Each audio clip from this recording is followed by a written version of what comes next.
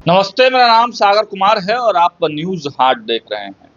देखिए, बांकीपुर उपचुनाव को लेकर सियासी जो बातें हैं, जो बयानबाजियां हैं, वो अब खूब जो है चर्चा का केंद्र बन रही हैं, क्योंकि अब कल ही रिजल्ट आने वाला है।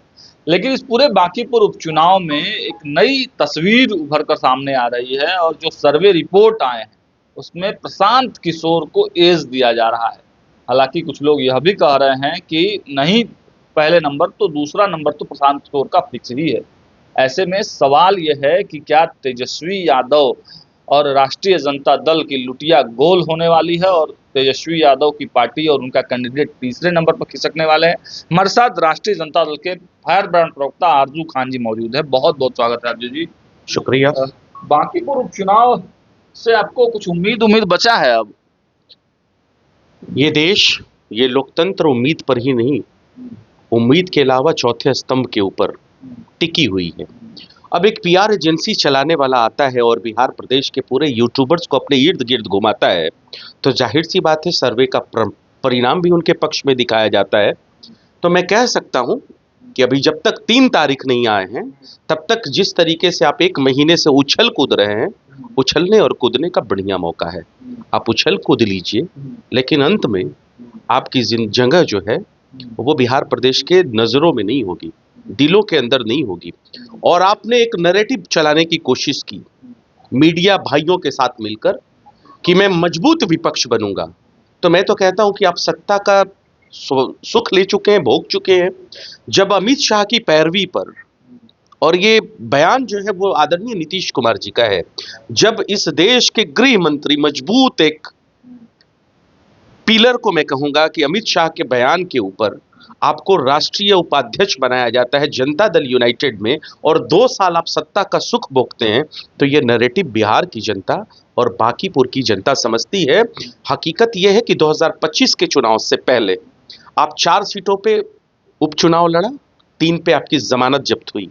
एक बेलागंज में अमजद मुखिया का खुद अपना बैकग्राउंड था, उसकी वजह से वो वहां लड़ पाए। उसके बाद 2025 के चुनाव 98.68% सीटों पर इनकी जमानत जबकि 238 सीटों पे इन्होंने अपने प्रत्याशी उतारे थे। बड़बोले हैं पीआर एजेंसी। आपका भी 25 सीट है, आपका भी मतलब बहुत ज्यादा सीट नहीं है। इस प्रदेश की जनता ने लगभग हमको 2 करोड़ वोट दिए। सर, बात सीटों की होगी ना सर? आप एकदम सीटों की बात करिए, लेकिन उसके साथ चेहरे की पसंद की भी बात करिए। अगर ये छल, ये प्रपंच अगर नहीं रचा जाता, जिस तरीके से आज कॉन्टिजेंसी फंड का इस्तेमाल करके 3662 करोड़ रुपए आर्थिक सामाजिक सुरक्षा पेंशन के नाम पे निकालना पड़ा, और हमने सवाल किया था कि आप इस प्रदेश में न सुखाड़ है, न बाढ़ है, न आकस्मिक स्थिति है, न इमरजेंसी जैसे हालात थे, आपको देने पड़े 3662 करोड़। कहां पर सवाल किया था? मैंने हर मीडिया चैनल पे सवाल किया और भारतीय जनता पार्टी और डबल इंजन की सरकार से सवाल किया। सवाल पूछा जाता है सर, नेता रहेंगे तब ना सवाल। सदन में ऐसा थोड़ी है, नेता नहीं रहेंगे तो सवाल नहीं होगा।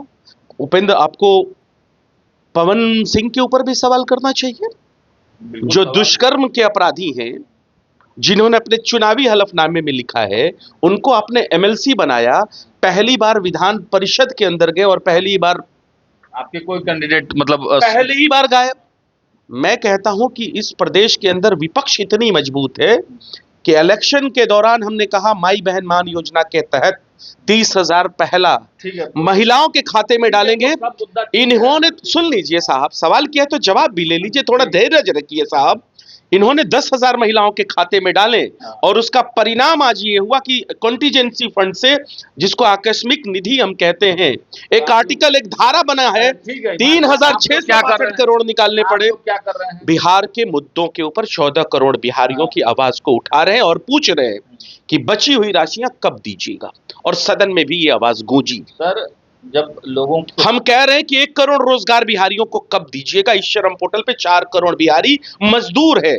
अगर मैं सम्राट पूछ रहे हैं कि आप सड़कों पर कब उतरिएगा, कब विपक्ष का जो एजेंडा होता है उसको लेकर काम कीजिएगा? पत्रकार महोदय, अभी 17 तारीख को आपने देखा, हर जिलों के अंदर राष्ट्रीय जनता दल के बैनर के तले गरीबी, भूखमरी और बेरोजगारी के ऊपर हमने आंदोलन किया। और जहां तक आप आंदोलन की बात कर रहे हैं, तो ये नैरेटिव बड़ा पुराना हो चुका, क्योंकि इस प्रदेश की जनता जानती है कि राष्ट्रीय जनता दल आंदोलन से उत्पत्ति हुई पार्टी है, जमीन से जुड़ी हुई आंदोलन गायब हो गया। आंदोलन कहाँ गायब हुआ? अगर आपको नहीं दिखता है तो हम क्या कर सकते हैं? 7 तारीख को हमने विरोध प्रदर्शन किया, 17 तारीख को हमने जिले जिले में किए।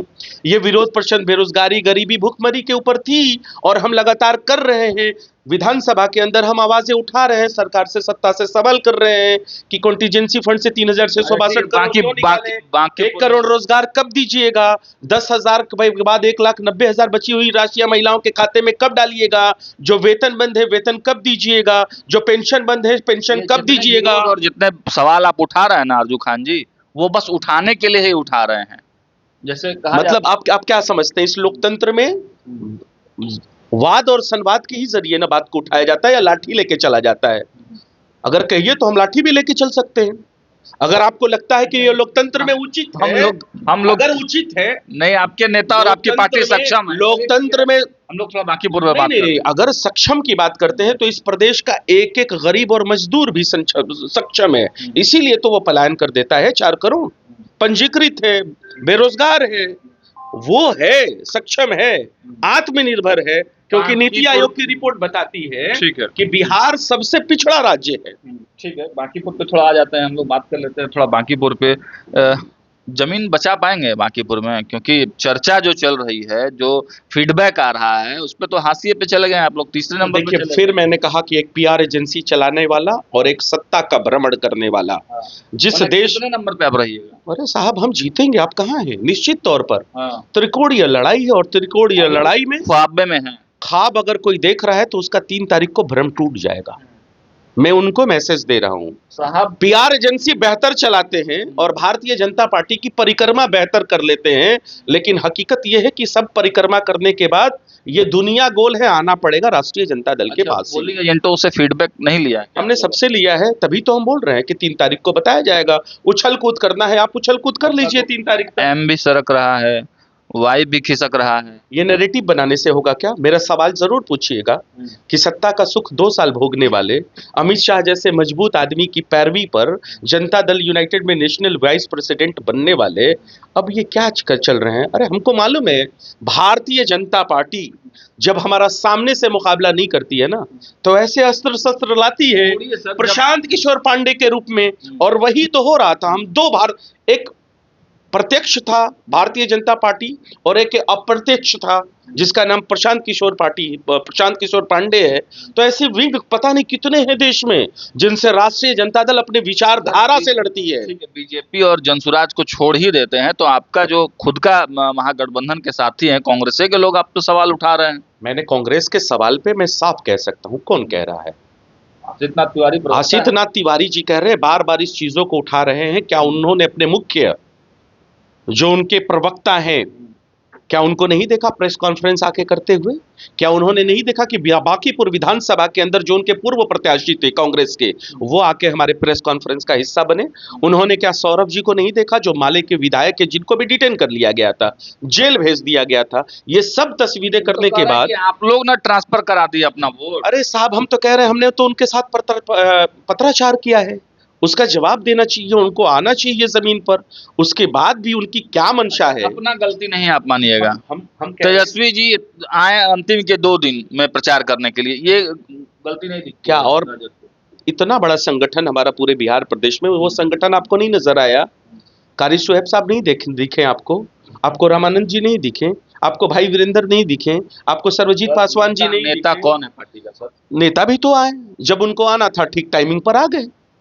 और क्या आप क्या तो उठेगा ना सर, कि अंदर में साठगांठ तो नहीं ना होगा? सवाल अब भारतीय जनता पार्टी से उठाइए और ये कहिए कि इन सब मुद्दों को आप क्यों खत्म कर रहे हैं? जो 14 करोड़ बिहारी की जरूरत है, आप महिलाओं के खाते में 1,90,000 कब डाल रहे हैं?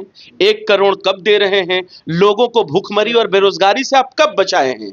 ये आपकी जिम्मेदारी है स्वस्थ लोकतंत्र में, आप उनसे सवाल करिए। सवाल को स्किप करने से कुछ नहीं होगा। विपक्ष तो है ही है 14 करोड़ बिहारियों की आवाज उठाने के लिए। स्किप तो सर आप लोग भी कर रहे हैं। मैं तो आपके एक एक चीज का सवाल का बेबाकी से जवाब दे रहा हूं। अब आपकी मंशा है, लेकिन आप ये नहीं बता रहे हैं कि आखिर तीसरे नंबर पर क्यों आपकी चर्चा हो रही है? अरे तो राष्ट्रीय जनता दल, जिसको भाजपा कल तक कह रही थी कि मेरा मुख्य विपक्षी है, दूसरे नंबर पर आएगा, और आज तीसरे नंबर की चर्चा हो रही है सर। अगर ये समझ मंथन का समय है, रियल में मंथन का समय मैं पीआर एजेंसियों के ऊपर यकीन नहीं करता हूं।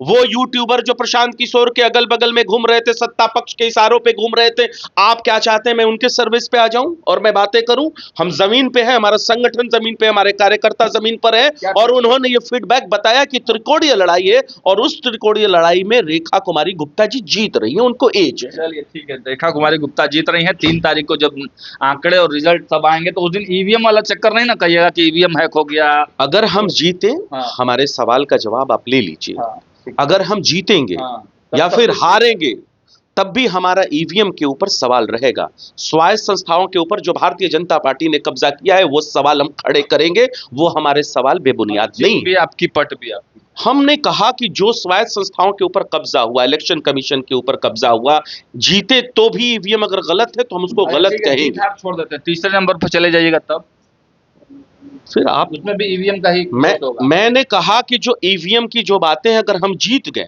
तब भी हम ईवीएम पे सवाल उठाएंगे, हारेंगे तब भी सवाल उठाएंगे, नंबर पे चल जाएंगे तब पर भी सवाल उठाएंगे। ये आपका सवाल है लगातार, आप ही जैसे पत्रकार जो है ना ये फीजा बना के बैठे हुए हैं कि आप तीसरे नंबर पे चले जाइएगा। रिजल्ट एग्जैक्ट पोल 3 तारीख को आएगा, इसका इंतजार कर लीजिए।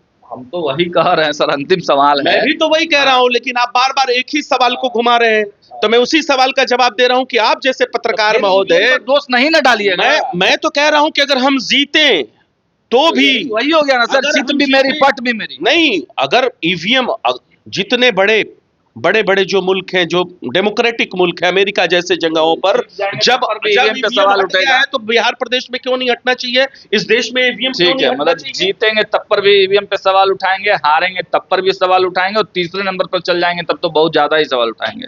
चलिए अब देखते हैं एक्चुअल में चुनाव में होता क्या है, लेकिन चर्चा इस बात की बहुत तेजी से चल रही है कि मुस्लिम वोटों का, यादव वोटों का बिखराव इस बार हुआ है।